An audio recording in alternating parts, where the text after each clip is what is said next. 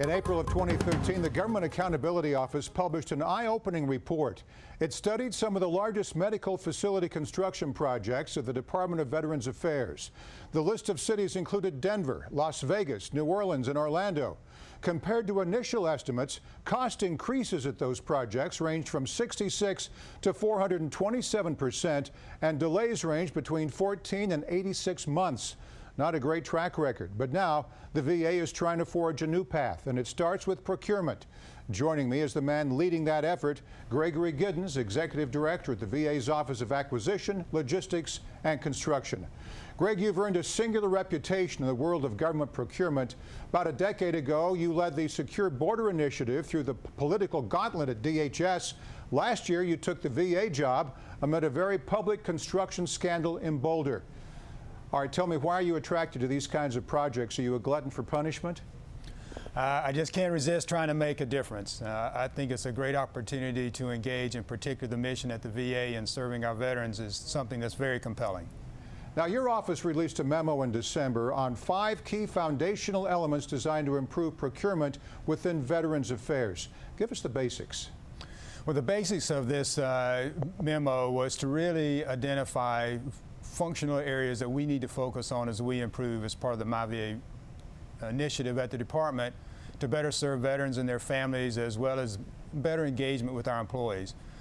And the issues that we talked about was owning your work. We need to really focus on the responsibility and accountability for our work and not trust a bunch of reviews to make sure there's goodness in the process. We talked about moving to a principles-based organization instead of being rules-based. We also talked about engagement with industry. We need to have better engagement with industry, more productive dialogue with industry. We also talked about the efforts that we have underway, that we need to procure less and order more. We need to streamline the process and take the transactional activity out so that we can better engage the market and leverage our buying power. And lastly, we need to collaborate. Procurement's a team sport. We can't do it by ourselves. All sounds great. And Greg, earlier this year you told Federal News Radio the VA is not setting a budget or schedule for construction projects until 30% of the design work is completed. Why not? Well, one of the things we found out, and you mentioned the prior GAO studies, when you put out an estimate way early in the process and you haven't done site selection, you haven't done any design work, it's really like you and I trying to estimate what it's going to cost to build a house, and we don't know if it's a 3-bedroom ranch or a 6-bedroom colonial. We really need to get enough information to know what we're designing before we put out estimates. All right, makes sense. Now let's talk about the Army Corps of Engineers. In the future, do you see them playing a larger role in VA construction projects or being supplanted entirely by the private sector?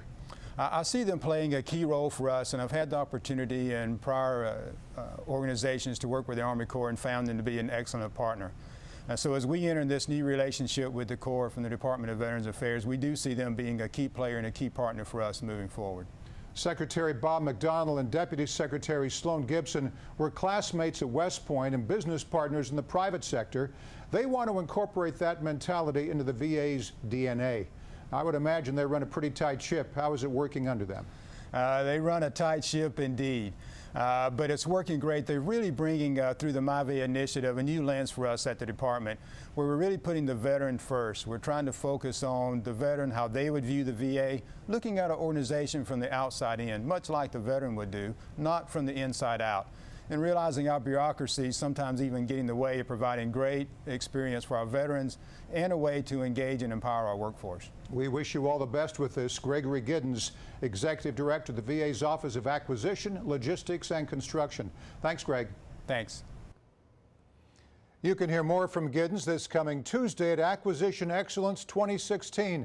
The conference, put on by IAC, runs from 7 a.m. to 5 p.m. at the Grand Hyatt in Washington, D.C.